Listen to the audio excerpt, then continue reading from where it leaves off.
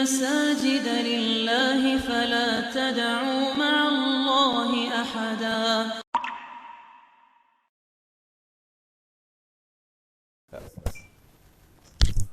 A'udzu billahi minasyaitonir rajim. Bismillahirrahmanirrahim. Assalamualaikum warahmatullahi wabarakatuh.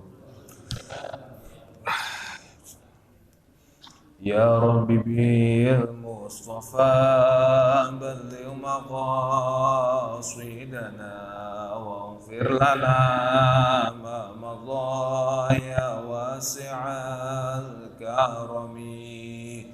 Ya Rabbi bil Mustafa balligh maqasidana waghfir lana ma madha ya wasi'al karami. Muhammadun sayyidul kaunaini wathaqalaini wal fariqaini min urbi wa min ajami. wa jalasa wa darasa fi hadzal majlis ala ma nawaina wa ala ma nawasalafuna salihun syai'un lillah al-fatihah. A'udzu billahi minasyaitonir rajim. Bismillahirrahmanirrahim. Alhamdulillahi rabbil alamin arrahmanir rahim maliki yaumiddin. Iyyaka na'budu wa iyyaka nasta'in ihdinas siratal mustaqim siratal ladzina an'amta 'alaihim ghairil maghdubi 'alaihim waladdallin. Amin. Bismillahirrahmanirrahim. Surah Ali Imran wa hiya surah as-salisah, surah yang ketiga, suratul madaniyah, ayatuha mi'atani, surah madaniyah, wa ayatuha mi'atani, ayatnya 200. Nazalat ba'dal anfali. Walaupun surah Ali Imran ini terletak di urutan ketiga dalam Al-Quran, tapi ternyata faktanya dia merupakan surah yang turun setelah surah Al-Anfal, surah yang ke-8. Ini salah satu betapa randomnya ya, atau acaknya Al-Quran dalam turunnya surah dan ayat. Sebelum kita masuk ke tafsir atau pembahasan dari surah Ali Imran, sebenarnya ada beberapa alasan kenapa saya ingin membahas surah Ali Imran. Yang pertama dari sababut tasmiyah. Dari beberapa surah Al-Quran, surah Ali Imran itu punya satu nama yang termasuk agak unik, dikarenakan dia itu satu-satunya surah yang menggunakan klaim atas nama bangsa, suku, atau suatu jenis keluarga, yaitu Ali Imran, keluarganya Imran. Sumiyat as-surah, surah Ali Imran li iradi qissah usrati Imran, yang nantinya, karena nanti 200 ayat nanti kebanyakan akan menceritakan tentang keluarganya Imran. Siapakah Imran itu? Wali Maryam ummu Isa, bapaknya Maryam, ibunya Nabi Isa. Nah, wasumiyat Ali Imran, akan tetapi ada nama lain yang jarang kita ketahui. Ali Imran wal Baqarah, dua surah Ali Imran dan surah Al-Baqarah bizahrawaini. Ada istilah lain penyebutan dua surah ini, yaitu Ali Imran dan Al-Baqarah, disebut dengan az-zahrawaini. Sama seperti kita menyebut qul a'udzu birabbin nas dan qul a'udzu birabbil falaq dengan mu'awwidzatain. Li'annahuma nayratani wal hadiyatani, dikarenakan keduanya ini alasan penyebutannya adalah merupakan dua surah yang nantinya akan menyinari, al-hadiyatani, begitu juga memberikan petunjuk qari'ahuma kepada orang yang membacanya. Nanti minan nuri at-tami yaumal qiyamah. Kapan kedua surah ini akan memberikan pertolongan dan petunjuk tersebut? Nanti di hari kiamat. Atau ada alasan lain, versi lain, di mana kenapa surah ini disebut dengan Zahrawaini, yaitu li'annahuma istarakata fima tadammanahu ismullahil a'zam. Di dalam dua surah ini ada dua ayat yang mana dua ayat ini terdapat ismullahil a'zam, nama Allah yang paling agung. Kita tahu Asmaul Husna jumlahnya ada 99. Tapi kemudian ada lafzul jalalah, Allahu azza wa jalla. Tapi Allah sendiri menyebutkan dirinya atau Allah pernah mengklaim dirinya menggunakan Ismullahil A'zam, yaitu gelar yang paling agung, yang mana rawa Abu Dawud wa Ibnu Majah wa ghairuhuma an Asma binti Zaid anna Rasulullah sallallahu alaihi wasallam qala, Rasulullah pernah bersabda, Inna Ismullahil A'zam, nama Allah yang paling agung, yang paling besar, paling mulia, yang mana Allah kita menyebutnya dengan nama ini pasti akan sangat merasa senang, pasti akan sangat merasa ridho. Fiha tainil ayataini, nama ini terdapat di dua ayat di dua surah ini. Yang pertama adalah Al-Baqarah ayat 163, wa ilahukum ilahu wahid, la ilaha illa huwar rahmanur. Wallati fi Ali Imran, dan yang di dalam surah Ali Imran, Allahu la ilaha illa huwal hayyul qayyum, yang kita kenal sebagai ayat kursi. Itu Allah sendiri sudah memverifikasi, begitu juga Nabi Muhammad, bahwasanya kedua ayat ini di antara ayat-ayat Quran lainnya merupakan ayat yang menjelaskan nama Allah, yang menjelaskan Allah dengan seagung-agungnya. Fadluha, keutamaan dari surah Ali Imran, akhraja Muslim an Nawas bin Sam'an qala, ini banyak hadis ya.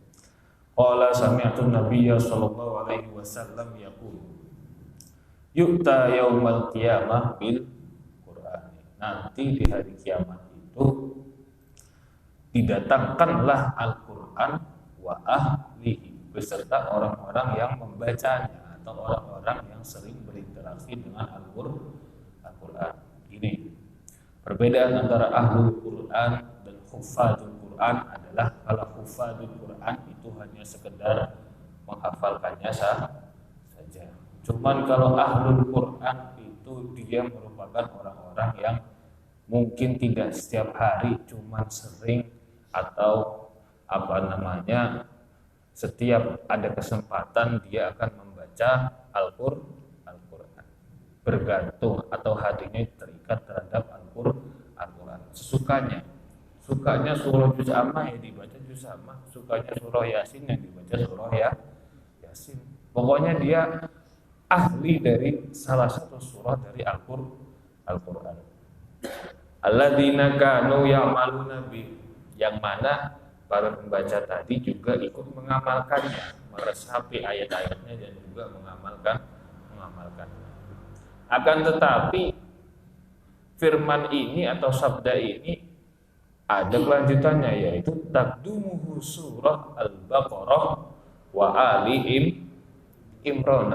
Jadi dari sekian surah yang banyak yang kita tahu yang punya julukan macam-macam seperti Ummul Quran, Al-Fatihah, kemudian Yasin, jantungnya Al-Quran dan sebagainya, ternyata nanti yang ngasih syafa'atul Quran yang pertama adalah surah Al-Baqarah dan surah Ali Imran. Jadi saya nggak kaget kenapa dia dua surah paling panjang ini justru yang ngasih pertama, karena benar juga urutannya juga di Al-Quran yang pertama.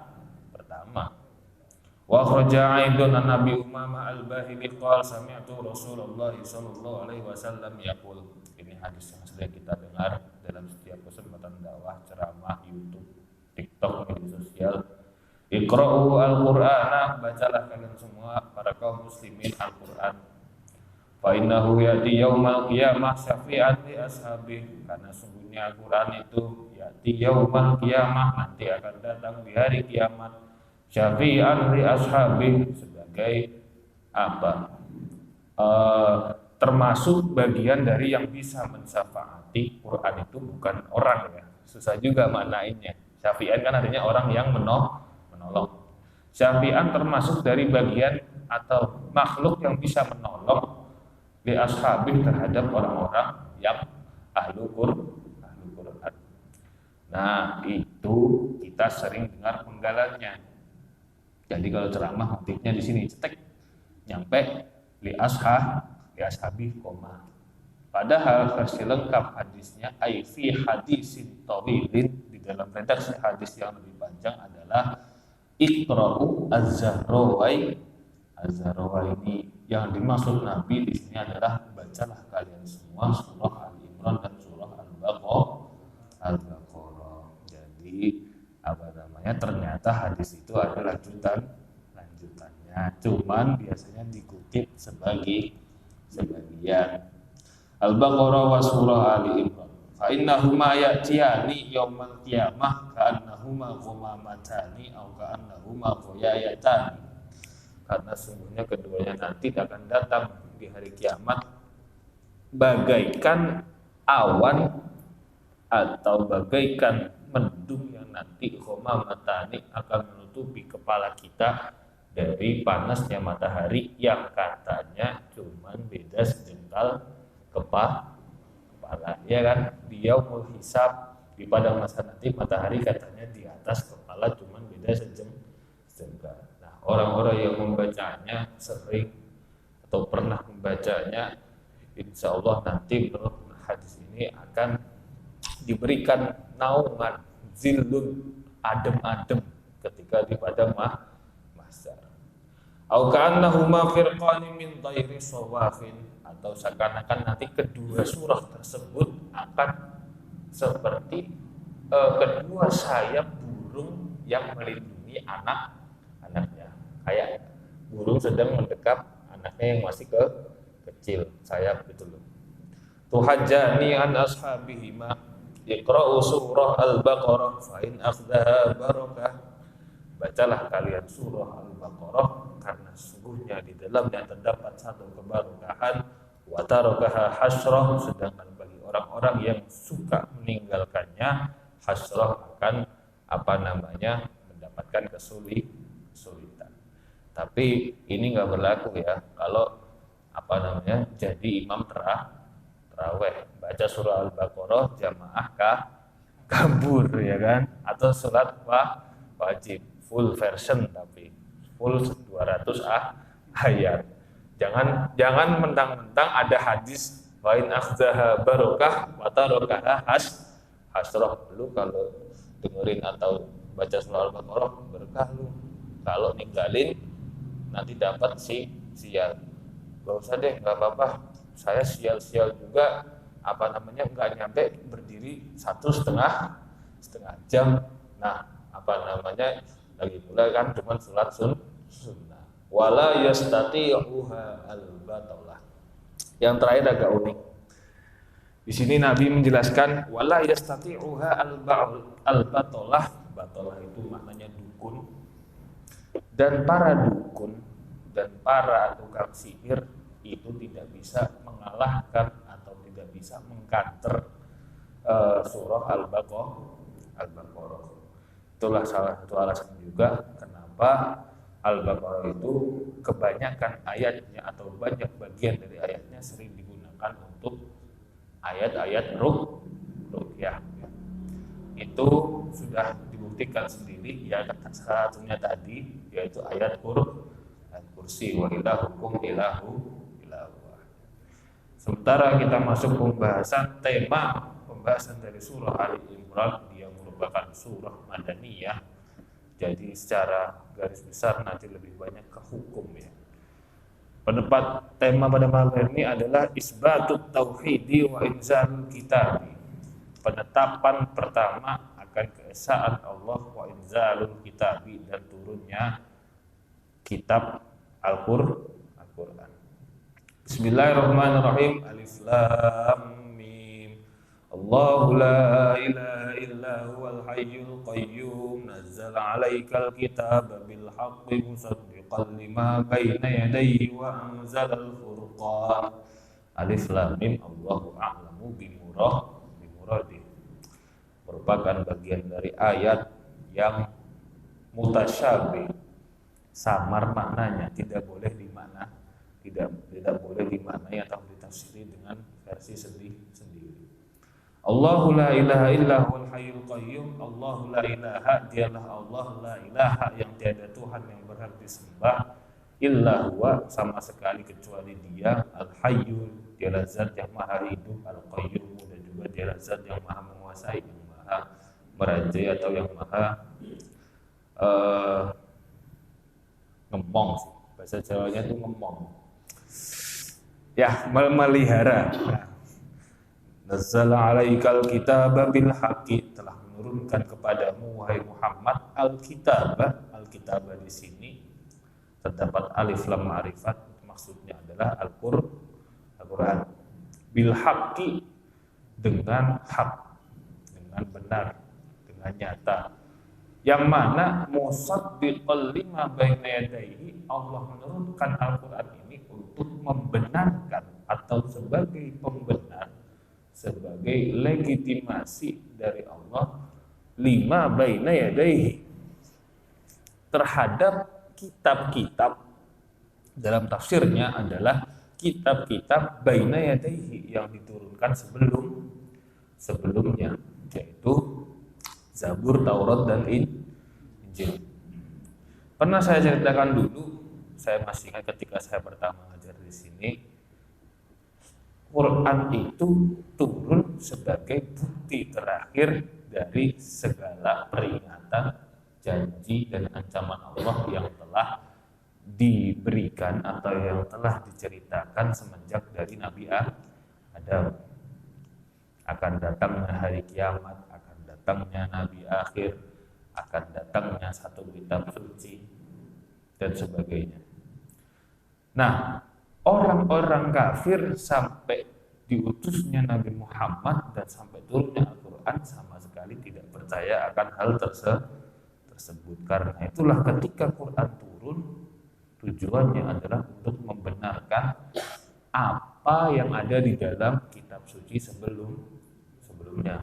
Jadi semua kitab suci, perjanjian lama, perjanjian baru, Taurat, Zabur, itu semuanya ada satu keterangan, satu ayat, satu chapter ya kalau orang kota yang menjelaskan akan datangnya Nabi akhir, hari kiamat dan sebagainya. Wa anzalat Taurata wal Injila, dan dialah Allah yang telah menurunkan kitab Taurat dan kitab Injil. Saya ingin membahas sedikit sebelum saya lebih dalam. Mari kita coba telah sedikit mengenai Taurat dan Injil. Karena kajian tematik saya rasa santai saja.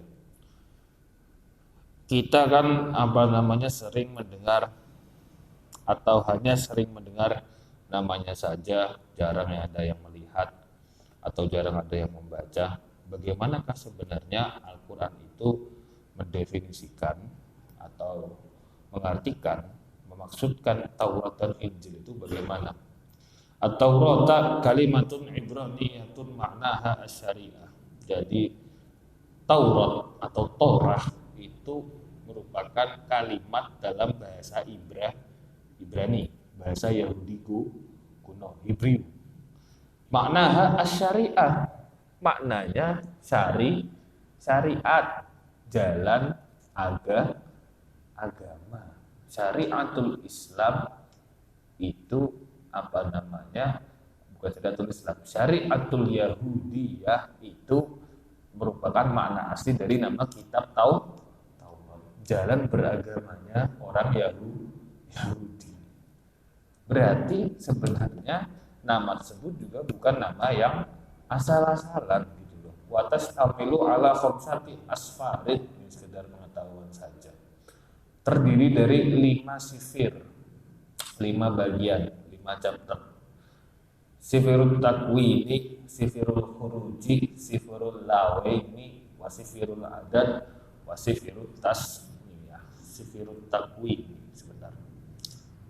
Sifirul takwini ini kalau kita dikenal dengan Genesis, yaitu kitab kejadian, kitab permulaan penciptaan. Wasifirul khuruji, dan kitab keluaran, atau kalau dalam bahasa teologinya, dalam bahasa teologi, psikologi dan filosofi, Armageddon, hari kiamat. Wasafarul lawaini, dan kitab lawi, saya kurang paham, ini kayaknya berisi tentang hukum. Wasifirul adat, kitab yang menjelaskan tentang nomor. Itulah kenapa orang Yahudi kalau masalah ekonomi, masalah hitung-hitungan, nomor satu. Kitab sucinya ada isi tentang ilmu ekonomi, tentang hitung-hitungan. Sifirul adat, kitab tentang hitungan. Wasifirut tasniyah, dan sifir tasniyah. Nah, wa yaqulu al-yahud. Nah, dan orang Yahudi berkata, Inna Musa katabaha. Sesungguhnya yang menulis kitab Taurat itu adalah Nabi Musa. Padahal di dalam nanti beberapa ayat selanjutnya dijelaskan bahwasanya dalam realitanya, faktanya, Taurat itu ditulis 500 tahun setelah Nabi Musa meninggal. Yang sekarang kita tahu yang dibawa oleh orang Yahudi, buku hitam kecil itu dia baru ditulis, dibukukan setelah 500 tahun setelah Nabi Musa wafat. Bayangkan saja berapa banyak revisi dan isi yang sudah diganti-ganti. Itulah kenapa kita harus bersyukur Al-Quran itu sebelum Nabi wafat pun sudah dipersiapkan untuk dibukukan, untuk segera dicatat supaya versi aslinya masih otentik. Wa yusammiha an-nasara. Orang-orang Nasrani kalau nyebut kitab Taurat beda. Disebut dengan al-ahdul qadim, perjanjian lama. Itu kitab asli ya. Kitab perjanjian lama kalau dalam versi Kristiani katanya, saya kurang tahu kan, dia merupakan ajaran atau ciri ajaran yang masih asli, awil antik, yang masih dalam. Wa fiha hikayatu qasasil anbiya'i wa tarikhi bani Israila qablal masih. Nah. Wal Injila, sementara kitab Injil kalimatun Yunaniyatun, merupakan satu kalimat dari bahasa Yunani. Unik kan? Bukan bahasa Arab, bukan bahasa Yahudi, bukan bahasa Ibrani, bahasa Mesir, malah dari Yunani. Maknaha at-ta'limul jadidu, yaitu ajaran baru, awil basyarah, atau ajaran kebahagiaan kasih sayang. Benar emang kalau orang Kristen bilang ajaran baru dan kasih sayang. Wa yusamma al-ahdul jadi perjanjian baru. Injil disebut dengan perjanjian baru. Wa yastamilu fi siratil masih alaihi salam wa ba'di ta'alimihi ala arba'ati anajil. Dan isinya itu mencakup tentang sejarah Isa al-Masih dan sebagian ajaran-ajarannya yang terkandung atau terbagi menjadi 4 Injil. Yang pertama Injilu Mata, Injilnya Mata, wa Yohana, dan Injil Yohanes, wa Markus, dan Injil Markus, wa Luqa, dan Injil Lukas. Wa ala a'malir rasulil hawariyina wa rusaila Paulus, Bulus kalau di sini, wa Petrus, wa Yohana, wa Yakub, dan berbagai macam kisah tentang a'malur rusul, yaitu perbuatan-perbuatan, catatan sejarah para hawariyin, Santo Paulus, Santo Yohanes, Santo Petrus, Santo Yakobus. Jadi ini saya tidak bisa menerangkannya strict sama dengan tafsir. Setelah Nabi Isa wafat, itu 11 pengikutnya 10 menyebar kemana-mana menyebarkan ajaran Kristiani. Berapa ratus tahun, berapa puluh tahun, ajarannya masih asli, masih otentik. Sampai satu saat ada konferensi Nikaea di daerah sekitar Austria sekarang, kerajaan Holy Roman Empire, Romawi Suci.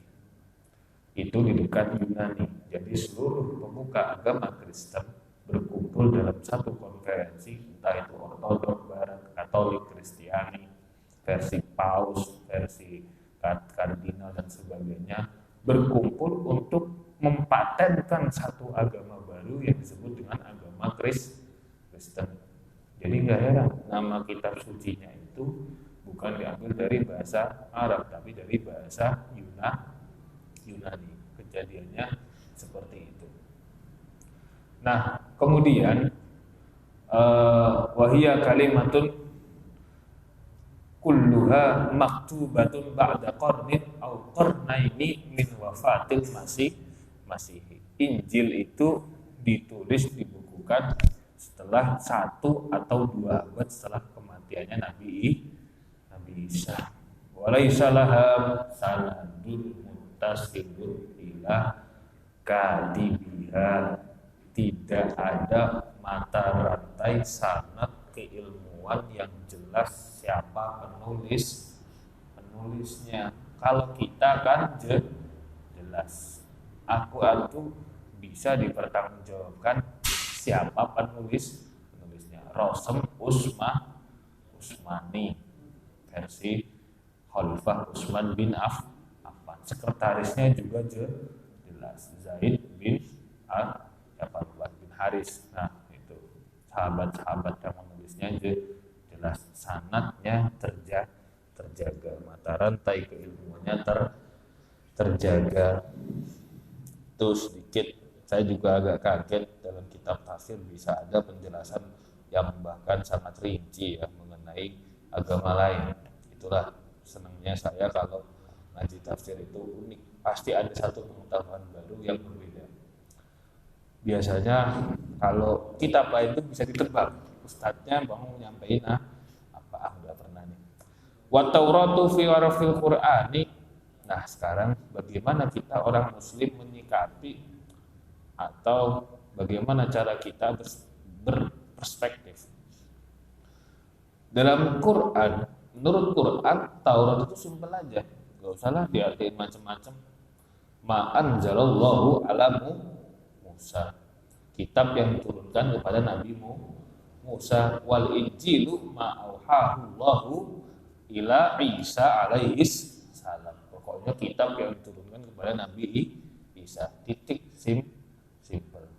Rukun imannya beriman kepada kitab-kitab Allah. Nah, berimannya bagaimana? Cukup ya deh, saya percaya Taurat itu kitabnya Nabi Musa. Udah gitu aja, gak usah aneh. Nah, kecuali emang dia kuliah di bagian studi perbandingan agama, gak usah memperdalami terlalu dalam dan sebagainya. Kitab Injil apaan tuh menurut orang Islam? Kitabnya Nabi Isa. Titik, saya percaya. Udah cukup. Wa fihil basyarah bi Muhammadin sallallahu alaihi wasallam wa annahu huwallazi yutammimus syariah. Dan di dalam masing-masing kitab tersebut terdapat satu redaksi yang akan menceritakan tentang kabar gembira datangnya Nabi Muhammad sallallahu alaihi wasallam yang akan menyempurnakan syariat itu. Min qablu hudal lin-nasi, lanjut ya. Min qablu hudal lin-nasi wa anzalal furqan. Innal ladzina kafaru bi ayatillahi lahum 'adzabun syadid. Wallahu 'azizun dzuntiqam. Min qablu hudal lin-nasi, yang mana dua kitab ini yaitu Taurat dan Injil kecil sebelumnya datang atau diturunkan sebagai hudan, sebagai petunjuk bagi manusia. Itu hudan kita garis bawahi dulu. Wa anzalal furqana, kemudian Allah menurunkan al-furqan, itu nama lain dari Al-Qur'an. Nah, ini baru kita bahas. Kitab-kitab suci sebelumnya itu secara isi, secara visi misi itu berbeda dengan Al-Qur'an.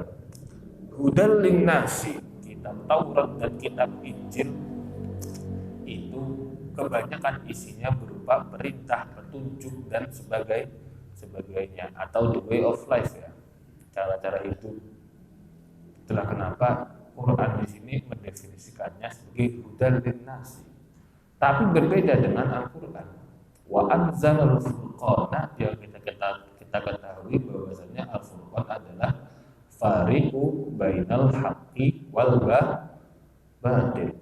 Kitab yang benar-benar secara mutlak membedakan antara yang hak dan yang batil, yang membedakan antara halal dan haram, baik jahat, neraka, surga dan sebagainya. Maksudnya adalah syariat dalam versi Quran, syariat Allah di dalam Al-Quran itu sifatnya mutlak, sifatnya final, sudah terakhir, tidak bisa dibantah atau dirubah lagi.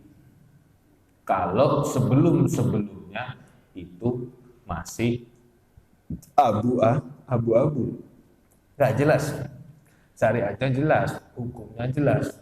Masalahnya batasan-batasan antara baik dan buruk belum mutlak dan belum final. Jahat, buruk, neraka, surga itu belum ditetapkan. Berbeda dengan Al-Qur'an. Al-Qur'an bilang A maka pasti A, Al-Qur'an bilang B pasti B. Innal ladzina yu'minuna, misalnya yadkhulunal jannah, maka itulah yang akan terjadi. Perbedaan antara Al-Qur'an dan kitab-kitab sebelumnya.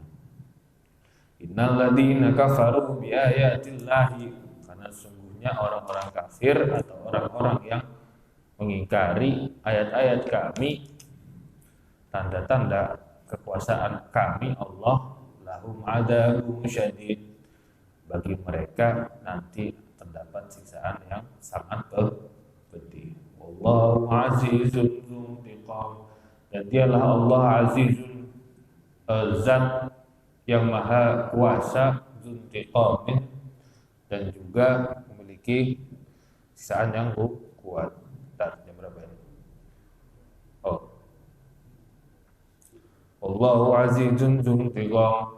Innallaha la yakhfa 'alaihi syai'un fil ardi wala fis sama'. Dialah Allah la yakhfa, yang tiada satupun sesuatu apapun yang samar yang Allah tidak tahu, fil ardi, baik di bumi, wala fis sama'i, ataupun di muka di langit. Walladzi yusawwirukum fil arhami kaifa yasha, la ilaha illa huwal azizul hakim. Walladzi yusawwirukum, dialah Allah zat yang yusawwirukum, mana aslinya menggambar. Sawwara yusawwiru, mana aslinya menggambar. Yang menciptakan Nabi Isa, yusawwirukum, yang menciptakan kalian semua manusia, fil arhami, di dalam kandungan ibu kalian. Kaifa yasha, sebagaimana atau sesuka-suka Allah. La ilaha illa huwal azizul hakim, dialah Allah, tidak Tuhan selain Dia, al azizul hakim, zat yang maha agung dan zat yang maha bijaksana. Nah, sampai ayat ke-6 nanti kita baru masuk ke intisari atau chapter utama dari surah Ali Imran. Ayat ke-6 ini nanti dia akan menjadi ayat yang menjadikan hujjah, pembantah bagi orang-orang yang mengatakan bahwasanya Isa itu anak Allah. Isa itu merupakan anak Tuhan. Karena ayat ini menjadi bukti bahwasanya Allah itu bisa saja kalau menghendaki bayi itu ada di dalam kandungan seorang perempuan. Nah, itu. Sebelum saya tutup, ingin saya tambahi sedikit latar belakang atau kilas balik dari surah Al-Imran. Sababun nuzuli, kita baru masuk ke asbabun nuzulnya, sebab diturunkannya surah Al-Imran. Langsung saja, akhraja Ibnu Abi Hatim wa Ibnu Jarir at-Tabari wa Ibnu Sa'id bin Mundir anna hadhil ayat ila bid'in wa samanina ayat. Ayat ini, ayat nomor 1 sampai ayat ke-80 nanti, nazalat fi wafdi Nasara Najran, menceritakan atau membahas tentang terjadinya peristiwa di mana Nabi Muhammad SAW didatangi oleh utusan konvoi dari perwakilan delegasi kaum Nasrani dari Najran, dari provinsi Yaman. Saat itu gerejanya orang Yaman merupakan salah satu gereja terbesar kedua di Timur Tengah. Yang pertama di kerajaan Habasyah di Ethiopia, pusatnya di Konstantinopel ya. Masih Imperium Romawi di timur, Heraklius ya masih. Romawi Barat sudah hancur ya, Paus sudah kehilangan kekuasaan saat itu. Nah, wakanu nahwa sitina rokiban, jumlah rombongannya ini sekitar 60 orang. Fihim arba'ata asyara min asrafihim, 14 diantaranya adalah orang yang memiliki posisi atau jabatan yang tinggi, paling mulia.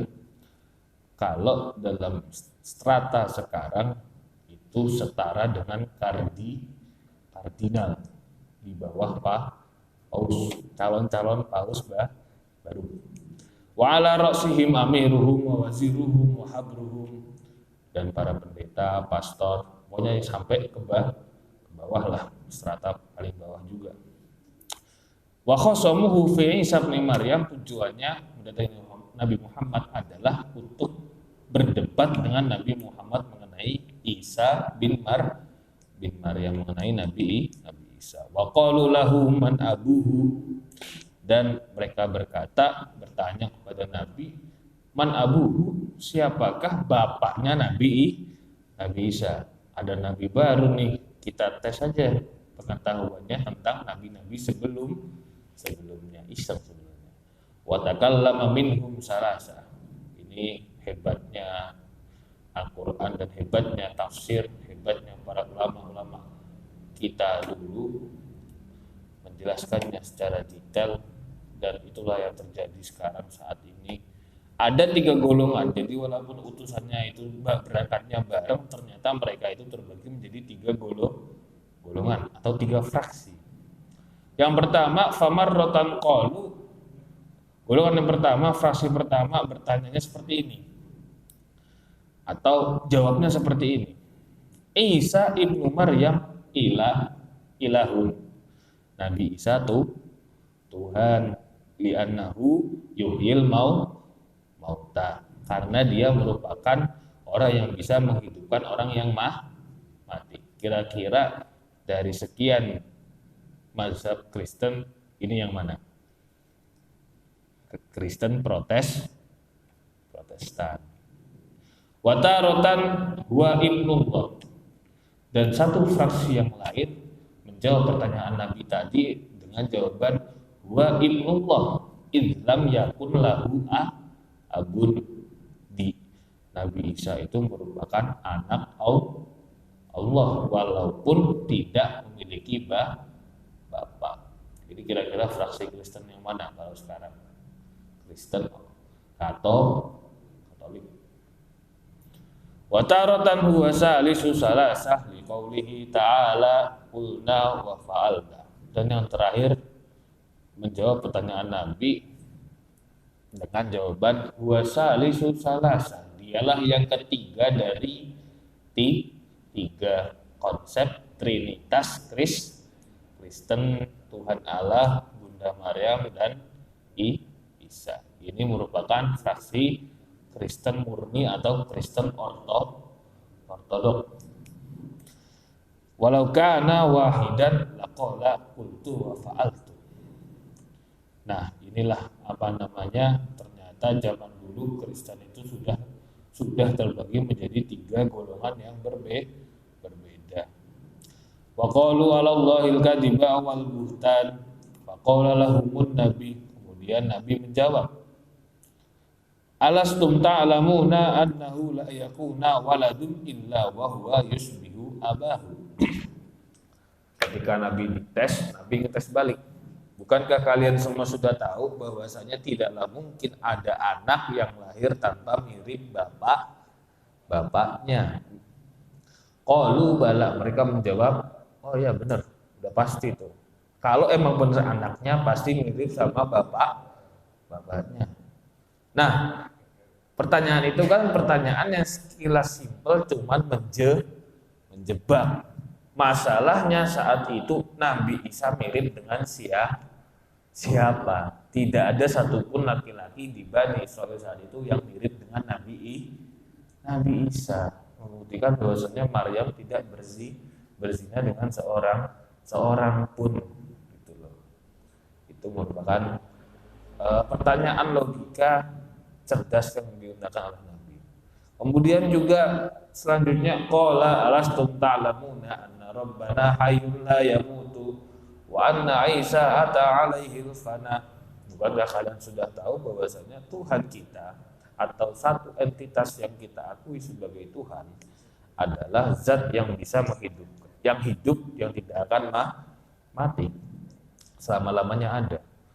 Sementara Isa, bukankah Nabi Isa itu ata alaihil fana'u, bisa atau telah datang kepadanya al-fana'u, kematian, kekosongan, kehambaan, ketiadaan. Orang Kristen percaya Nabi Isa naik ke langit itu sebenarnya jatuhnya mati, cuman jiwanya masih itu nanti turunlah lagi. Konsep fana'nya Nabi Isa itu orang Kristen percaya. Qalu bala, benar wahai Nabi. Qala lastum ta'lamuna anna rabbana qayyimun ala kulli syai'in yahfaduhu wa yarzuquhu.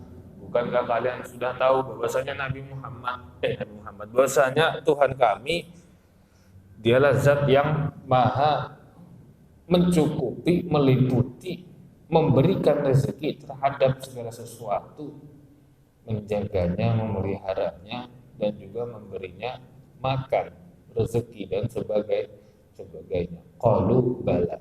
Ini merupakan counter dari anggapan-anggapan orang Kristen yang itu loh, mujizat yang terkenal dulu, roti dan anggur. Nabi Isa kan pernah saat itu satu kampung atau satu suku kelaparan, kemudian rotinya dan anggur keluar, roti dan anggur yang banyak sampai kenyang semua. Nabi Isa kan lingkupnya cuman orang-orang itu saja. Kalau Allah kan 24 jam di seluruh alam semesta. Qalu bala. Kemudian fahal yamliku Isa min dzalika syai'an. Nabi Isa, apakah Nabi Isa punya satu hal dari tadi, ketiga pertanyaan tadi, punya satu ciri atau yang dia miliki dari yang saya sebutkan tadi? Qalu la, mereka menjawab tidak. Qala fa inna rabbana sawwara Isa fir rahimi kaifa syaa wa rabbana la ya'kulu wa la yashrabu wa la yuhdisu. Yang terakhir merupakan hantaman telak ya bagi perdebatan atau diskusi ini. Sesungguhnya fa inna rabbana sawwara Isa, bahwasanya Allah itu telah menciptakan Nabi Isa, menempatkan Nabi Isa di dalam kandungan ibunya Siti Maryam kaifa syaa, sesuai atau kehendak Allah. Sementara wa rabbana la yaqulu wa la yuhdisu, kalian sendiri mengakui bahwasanya Tuhan itu tidak makan, tidak minum, tidak berbicara. Nah, qalu bala. Kemudian mereka menjawab ya. Nah, kemudian Nabi terakhir fakaifa yakunu hada kama za'am. Udah tahu Allah itu enggak ngomong, Allah itu enggak minum, Allah enggak makan, kok masih bilang Isa itu anak Allah. Nabi Isa kan makan, minum, dan berbicara. Akhirnya Nabi Muhammad orangnya beda, nggak kayak Nabi Musa. Nabi Musa itu ruwet, kalau nanya sama jawab ruwet, mintanya pakai dalil. Beda karakteristik sebenarnya. Sementara Nabi Muhammad menjawab hal-hal yang seperti ini, yang kadang-kadang kita jawabnya nyampe pusing kan, nyari ayat Quran, nyari hadis, dijawab dengan secukupnya, tanpa menggunakan dalil atau ya katakanlah ayat-ayat Al-Quran, tapi malah menggunakan logika sederhana seperti itu. Kok kamu bisa udah tahu kayak gitu semua, tiada satupun ciri Tuhan di dalam diri Nabi Isa, kok kamu masih mengatakan Isa itu Tuhan atau anak Tuhan? Fasakatu. Kemudian mereka semua terdiam, tidak bisa menjawab. Fa'anzalallahu azza wa jalla fihim surah Ali Imran. Kemudian turunlah surah Ali Imran. Kurang lebihnya saya maaf. Wallahu muwaffiq ila aqwamit thoriq. Assalamualaikum warahmatullahi wabarakatuh. A'udzubillahi minasyaitonir rajim. Bismillahirrahmanirrahim. Subhanakallahumma wa bihamdika asyhadu an la ilaha illa anta astaghfiruka wa atubu ilaik. Allahumma rabbana anfa'na bima 'allamtana. Rabbana a'lam alladziina yanfa'una. Rabbana faqihna wa faqih ahlana fi dinil Islam.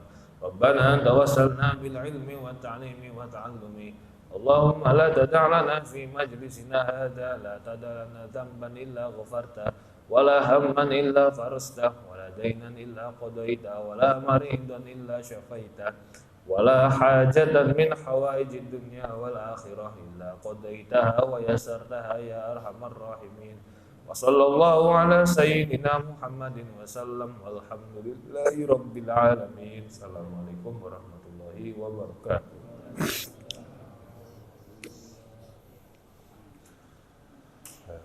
وأن المساجد لله فلا تدعوا مع الله أحدا